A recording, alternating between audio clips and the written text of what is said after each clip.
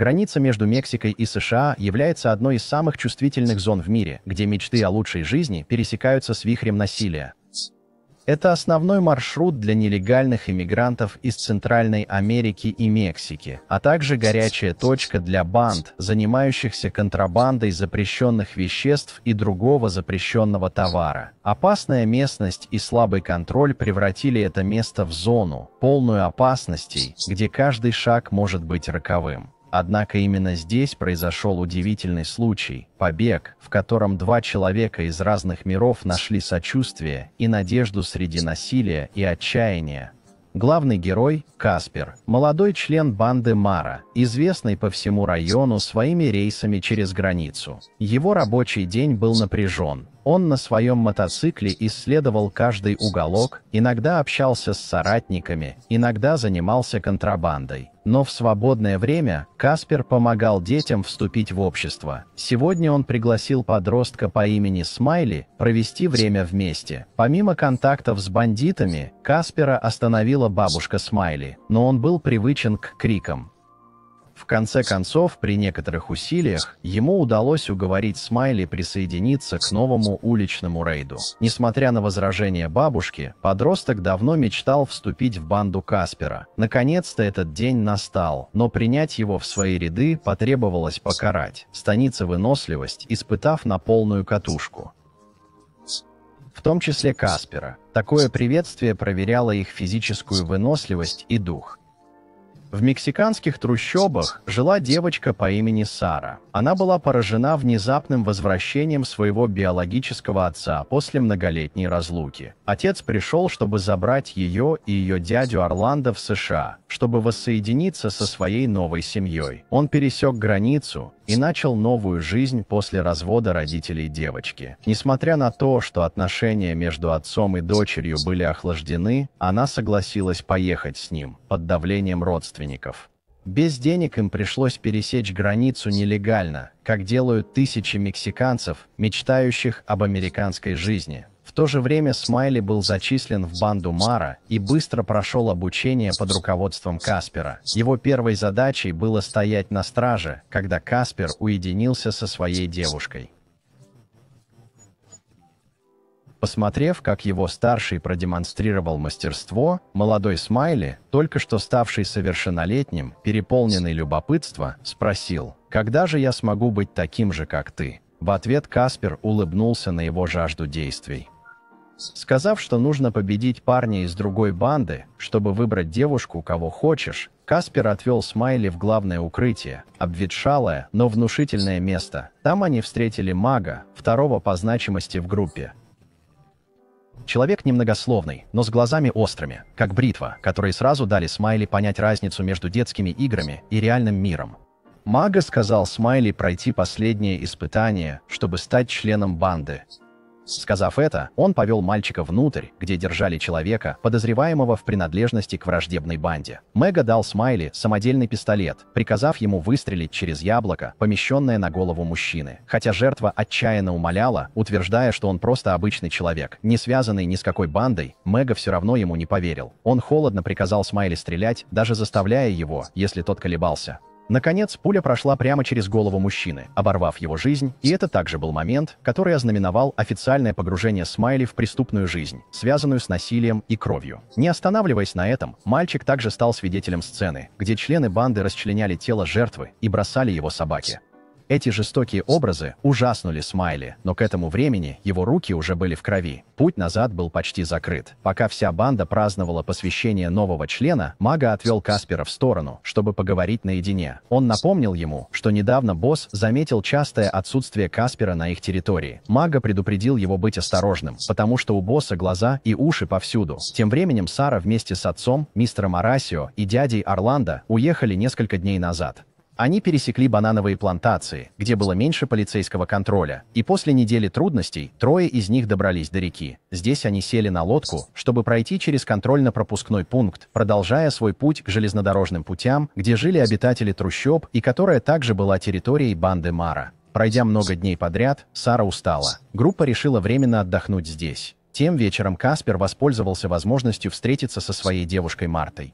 Смайли стоял на страже для них двоих, но когда они возвращались, неожиданно наткнулись на Соул. Главный босс объявил, что вся банда соберется на кладбище на следующий день, требуя присутствия как Каспера, так и Смайли. Также той ночью Сара вместе с отцом и дядей забрались на крышу вагона, чтобы подготовиться к отъезду. Однако, когда все устроились, им сообщили, что поезд задерживается из-за серьезной аварии, которая только что произошла, вызвавшей множество смертей. Всем пришлось сойти с поезда и спать прямо на путях, ожидая следующего. На следующее утро на кладбище Соул и Мага собрали всех членов банды, чтобы допросить Каспера. Они были подозрительны, потому что он часто отсутствовал в последнее время и хотели знать, где он был. Каспер не ответил. В этот момент появилась Марта. Оказалось, что прошлой ночью, услышав место встречи, она тихо последовала за ними. Она хотела узнать истинное лицо Каспера, причину, по которой он часто исчезал без слова, и почему он не осмеливался признать их отношения перед своими товарищами. Увидев появление Марты, Каспер был ошеломлен, опасаясь за безопасность своей девушки. Каспер быстро придумал предлог, чтобы забрать ее обратно. Однако Мега и Соул немедленно остановили его. Они не позволили ему покинуть собрание, пока он не объяснит, куда он исчезал все это время. В этот момент Мега заметил Марту, молодую и красивую девушку, и его взгляд сразу изменился на зловещий. Он приказал Касперу остаться, а сам вызвался проводить Марту. Каспер знал намерения Мега, но ничего не мог поделать. Перед лицом больших боссов и всей банды младших он мог только стоять неподвижно, горько наблюдая, как его девушку уводят, как игрушку. Они уже выяснили, что причиной частых пропаж Каспера было его скрытое общение с Мартой. Они считали, что он предал свою банду и заслуживает наказания. Даже Смайли, который когда-то считал Каспера другом, участвовал в нападении. Тем временем Мага отвел Марту в сторону и начал свои злодейские действия. Его грязные руки ощупывали каждый уголок ее тела. Когда она сопротивлялась, он становился еще жестче. Он намеревался совершить изнасилование, но Марта внезапно укусила его за руку. От боли он потерял контроль и сильно подтолкнул ее. Смертельный удар заставил ее упасть, удариться головой и погибнуть мгновенно. Вернувшись, Мага безразлично сообщил Касперу, что его девушка, к сожалению, попала в аварию. Он рассказал этот рассказ так, словно только что убил животное без капли сожаления. Каспер был шокирован. Девушку, которую он любил, убил ее собственный брат. Хотя ярость кипела, Касперу все же пришлось подчиниться. Вместе с Магом и Смайли они готовились прыгнуть на поезд, чтобы ограбить деньги у пересекающих границу. В ту ночь трое начали свою операцию. Они следовали за путями, держались за бок поезда. Затем забрались на крышу грузовых вагонов, где также укрывались Сара, ее отец и дядя. Все пассажиры этого поезда были нелегальными мигрантами, поэтому им ничего не оставалось, как толпиться на крыше вагонов под дождем, солнцем, пылью и опасностью. Когда начался сильный дождь, все поспешно достали брезенты, чтобы укрыться. Когда никто не обращал внимания, Мага, Каспер и Смайли вытащили свои мачете и пистолеты и начали угрожать каждому по очереди. Они шли вдоль поезда, заставляя пассажиров отдавать все свои деньги. Когда они добрались до Сары и ее семьи, Мага не просто взял деньги. Он пристально смотрел на Сару, его глаза были полны похоти. Он хотел взять девушку прямо там, на крыше поезда. Отец Сары пытался защитить свою дочь, но против ствола пистолета Мага он был бессилен. Люди вокруг были напуганы, никто не осмеливался вмешаться.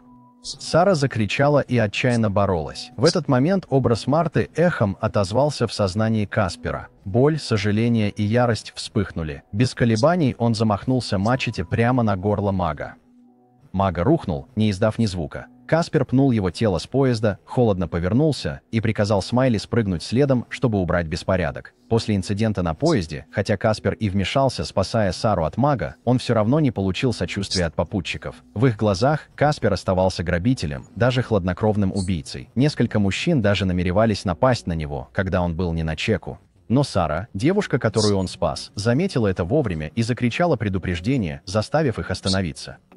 Главный босс узнал, что Мага был убит Каспером. Он пришел в ярость, поклявшись, что найдет Каспера, чтобы отомстить. Смайли, желая сделать себе имя, вызвался присоединиться к погоне. Сол дал ему пистолет и несколько пуль, пригрозив, что если он не найдет Каспера, то не должен возвращаться. Сразу после этого он приказал своим подчиненным связаться с гангстерами в Лос-Анджелесе, чтобы выследить его по всем маршрутам поездов, пересекающих границу, и поймать Каспера. В поезде, который остановился на полпути, Сара заметила, что у Каспера нечего было есть. Поэтому она незаметно передала ему кусок хлеба и начала говорить. Но Каспер все равно оставался на расстоянии, понимая, что не может вступать в близкие отношения. Отбросив свой телефон на рельсы, чтобы избежать контактов, Каспер, несмотря на все, продолжал следить за событиями. А Смайли, в восторге от нового пистолета, начал охоту. Во время остановки поезда все перемылись и поели.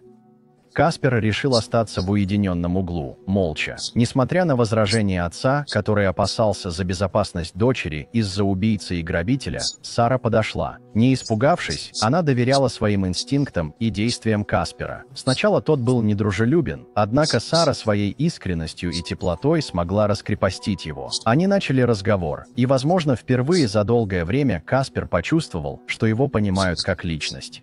В это время банда Соло направила своих людей на отслеживание всех остановок вдоль пути поезда. Хоть его еще не распознали, но один странный бродячий человек заметил его и сразу дал знать о нем. Каспер знал, что его найдут рано или поздно, и когда это случится, он должен быть готов. По прибытии поезда в маленький городок все услышали, что движение остановлено из-за усиленного патрулирования полиции района. Будучи знаком с пересечением границы в этом месте, Каспер понимал опасность. Увидев, что Сара, ее отец и дядя в растерянности, он активно помог им избежать погони со стороны полиции. Но, избегнув опасности, Каспер обнаружил, что банда Соло ищет его. Желая избавить семью Сары от угрозы, он ушел в сторону и убежал. Однако они заметили его и начали преследование. Во время погони банда Соло попала в засаду с другой бандой, и лишь один человек продолжил преследование. Это помогло Касперу быстро уйти. Вернувшись в поезд, он продолжал свое путешествие. Поздно ночью, осознав, что его все еще преследуют, он решил не подвергать опасности Сару и других. Поэтому, когда поезд замедлился, он спрыгнул наружу незаметно. Пройдя всего несколько шагов, он ошарашенно обнаружил, что за ним следует Сара. Она сказала: «Куда ты? Туда и я». Каспер был зол. В этот момент ее присутствие только усложняло ситуацию. Люди, преследовавшие его, были не так просты, как думала Сара. К этому времени поезд ушел далеко, догнать его было невозможно.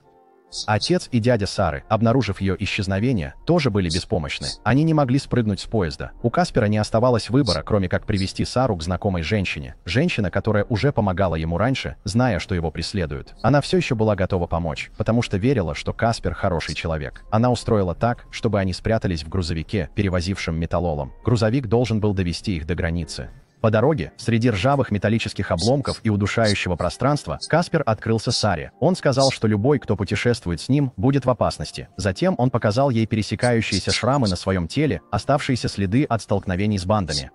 Некоторые шрамы еще не зажили. Результат пыток всего несколько дней назад. Каспер также рассказал ей о Марте, девушке, которую он когда-то любил, и которую они тоже убили, и что он сам был совершенно беспомощен. Он посоветовал Саре: «Если у тебя будет шанс, уходи от меня как можно дальше». Но Сара не отступила. Она верила, что рядом с Каспером она действительно в безопасности. Не потому, что он был силен, а потому, что он был единственным, кто заставлял ее чувствовать себя защищенной.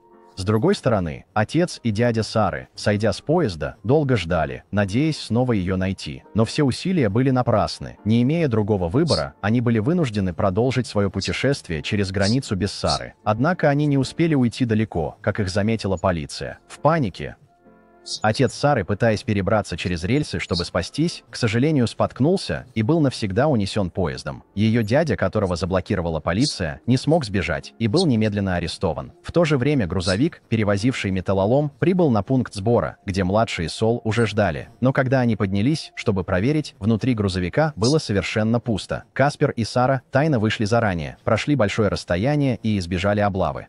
Им удалось добраться до гуманитарного лагеря беженцев у границы, где их временно приютили на несколько дней, надеясь, что они смогут отдохнуть и обрести покой. Сара неожиданно встретила человека, который ехал с ее отцом в поезде накануне. Когда Сара спросила о своем отце и дяде, мужчина просто опустил голову и тихо рассказал, что произошло. Ее отец, единственный оставшийся родственник в мире, никогда не вернется, а дядя был арестован и депортирован обратно в Мексику. Услышав плохие новости, Сара полностью сломалась. Она не могла поверить, что ее любящий отец, который рисковал жизнью, чтобы вернуться за ней, был. К счастью, Каспер был рядом с ней в этот момент. Он мягко утешал ее, говоря, что это не ее вина, что ее отец сделал то, что сделал бы любой отец для своей дочери. В этот момент, несмотря на крайнюю боль, Сара поняла, что она не одна и что Каспер – единственная оставшаяся опора в этом неопределенном путешествии. Наконец, Сара и Каспер добрались до места у границы, маленькой реки, переплыв которую, они оказались бы на территории США. Каспер нанял человека, который специализируется на проведении людей через границу. Но этот человек мог провести только одного человека за раз и требовал оплату заранее. Так как у них обоих не было достаточно денег, Каспер решил отдать этому человеку свою самую ценную камеру, которую он хранил как сокровище много лет. Когда Сара и Каспер переплывали реку, они не могли представить, что люди Соло нашли их след. Как только он понял, что их заметили, Каспер сразу же повернулся и побежал. Но в спешке он наткнулся на Смайли, мальчика, который раньше был спутником бандитов. Смайли теперь стал хладнокровным человеком. Пистолет в его руке был направлен прямо на Каспера. Каспер рухнул прямо там, посреди холодной реки. Сара видела все, но ничего не могла сделать, чтобы спасти его. Чувство беспомощности захлестнуло ее сердце, и, продолжая плыть к другому берегу, ее окружал только страх. Слезы текли, но она не могла их сдержать, только могла встретить новый мир в одиночестве. Жизнь Каспера, гангстера, который когда-то хотел изменить свою судьбу, закончилась во тьме, без шанса на новый старт. После смерти Каспера Смайли, ранее промытый мозгами мальчик, продолжал тренироваться, как и прежде. Порочный круг тех, кто живет в насилии и жестокости, не имеет выхода. Они рождаются и растут в окружении, полном тьмы, не в силах избежать судьбы, которая кажется предопределенной. Даже если они жаждут нормальной жизни, их жизни разрушены и заключены в тюрьму насилием. В конце фильма Сара, к счастью, сбежала и добралась до американской земли, но у нее больше не осталось никого, за кого можно было бы держаться. Ни отца, ни Каспера, который был единственной духовной поддержкой для нее во время болезненного пути. Теперь Саре предстоит столкнуться с жизнью одиночества, без направления. Эта сцена также завершила фильм. Как вам этот фильм? Пожалуйста, дайте мне знать в комментариях. Если вам нравится, поставьте лайк и подпишитесь на канал, чтобы я делал больше видео для вас. Большое спасибо и до скорой встречи.